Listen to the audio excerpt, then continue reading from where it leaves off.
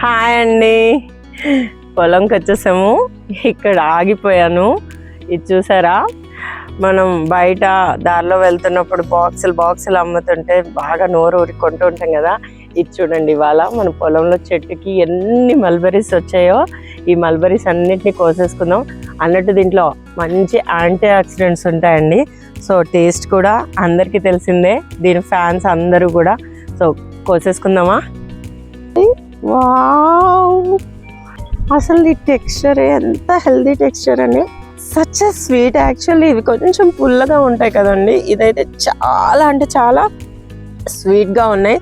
ఖచ్చితంగా తినాల్సిందే అండి.